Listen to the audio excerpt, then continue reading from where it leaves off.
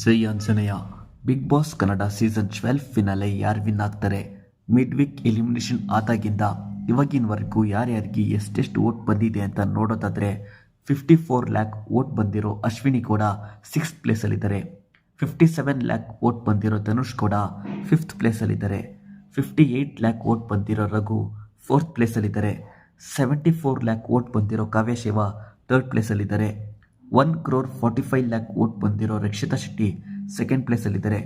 1,92 lakh vote ಬಂದಿರೋ Gilli Nata 1st ಪ್ಲೇಸಲ್ಲಿದ್ದಾರೆ. Voting line ಇನ್ನೂ ಓಪನ್ ಇದೆ ಆ್ಯಂಡ್ ಈ ನಂಬರ್ಸ್ ಚೇಂಜ್ ಆಗುತ್ತೆ, ಪೊಸಿಷನ್ ಕೂಡ ಚೇಂಜ್ ಆಗುತ್ತೆ. Ashwini Gowda, Raghu and Rakshita Shetty top 3 finalist ಆಗಬೇಕು ಅನ್ನೋದು ಜನರ ಒಪಿನಿಯನ್ ಆಗಿದೆ ಆ್ಯಂಡ್ ಡಿಸರ್ವಿಂಗ್ ಕಂಟೆಸ್ಟೆಂಟ್ ಕೂಡ ಆಗಿದ್ದಾರೆ.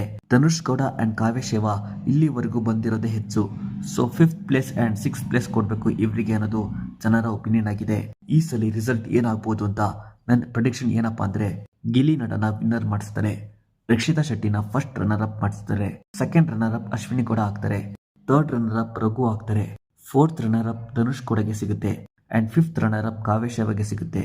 ಯಾರು ವಿನ್ ಆಗಬೇಕು ಕಮೆಂಟ್ ಹಾಕೋದ್ರ ಜೊತೆಗೆ ಜಿಯೋ ಹಾಟ್ಸ್ಟಾರ್ಗೆ ಹೋಗಿ 99 ವೋಟ್ ಮಾಡಿ. ಇದ್ರ ಬಗ್ಗೆ ನಿಮ್ಮ ಒಪಿನಿಯನ್ನ ಕಮೆಂಟ್ ಮಾಡಿ. ಇದೇ ಥರದ ಅಪ್ಡೇಟ್ಸ್ಗೆ ಈ ಚಾನಲ್ ಸಬ್ಸ್ಕ್ರೈಬ್ ಮಾಡಿ. ಜೈ ಆಂಜನೇಯ.